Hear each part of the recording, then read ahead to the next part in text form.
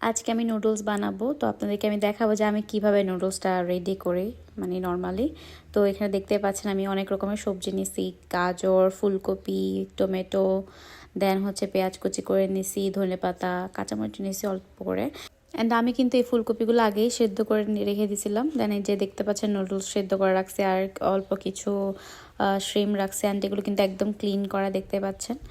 তো আমি এখন যেটা করব সেটা হচ্ছে গিয়ে আপনাদেরকে দেখাবো আমি কিভাবে আমার নুডলসটা রেডি করি। তো ফার্স্টে হচ্ছে গিয়ে আমি এই পেঁয়াজগুলোকে হালকা একটু তেল দিয়ে ভেজে নিব। দেন হচ্ছে গিয়ে যেহেতু গাজর মানে সহজে সিদ্ধ হতে চায় না, তো গাজরটাও পেঁয়াজের সাথে আমি দিয়ে দিব, মানে ফ্রাই করার জন্য, যাতে হচ্ছে গিয়ে গাজরটা পরে দিয়ে খেতে কাঁচা কাঁচা না লাগে।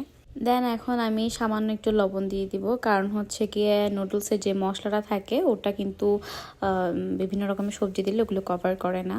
তো আমি সেজন্য হালকা একটু লবণ দিয়ে দিছি, অ্যান্ড চিংড়িগুলো দিয়ে দিছি একটু ফ্রাই হওয়ার জন্য। কারণ হচ্ছে গিয়ে চিংড়িগুলো পরে দেওয়ার কোনো অপশন নাই, এগুলো আগে দিয়ে দিয়ে একটু ফ্রাই করতে হবে। তো চিংড়ি যখন একটু ভাজা ভাজা হয়ে আসবে তখন আমি কি করব, টমেটোগুলো দিয়ে দিব, দেন হচ্ছে কি মশলাটাও দিয়ে দিব, অ্যান্ড এগুলো খুব ভালো করে মিক্সড করে নিতে হবে। অ্যান্ড এগুলো একটু ঢাকনা দিয়ে মানে সিদ্ধ হতে দিতে হবে, কারণ হচ্ছে যেহেতু চিংড়িটাও একটু সিদ্ধ হওয়ার বিষয় আছে। তো দেখতে পাচ্ছেন আমি যখন একটু ঢাকনা দিয়ে একটু মানে সিদ্ধ হতে দিছি, এগুলো মোটামুটি টমেটোগুলো গলে আসছে। অ্যান্ড এই পর্যায়ে আমি ফুলকপি সিদ্ধ করে রাখা, আগে থেকে সিদ্ধ করে রাখা ফুলকপিগুলো দিয়ে দিব। তো সিদ্ধ মানে ফুলকপিটা লাস্টে দেওয়ার কারণ হচ্ছে যাতে ফুলকপিগুলো ভেঙে না যায়। সো একটু গোটা গোটা থাকলে এটা খেতে অনেক মজা লাগে।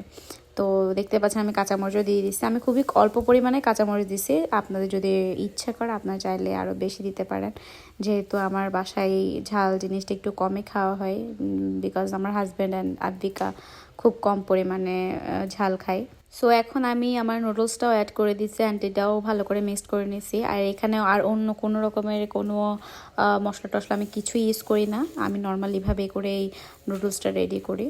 তো এই যে দেখতে পাচ্ছেন আমার নুডলসটা রেডি, সামান্য একটু সস দিয়ে আমি রেডি করে ফেলছি।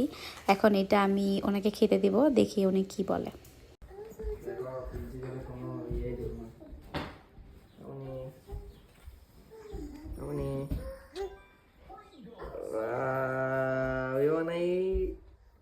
ওকে, দেখেন কেমন হয়েছে।